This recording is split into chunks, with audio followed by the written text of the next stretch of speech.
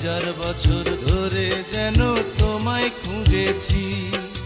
তুমি আমার জীবন মরণ আজকে বুঝেছি।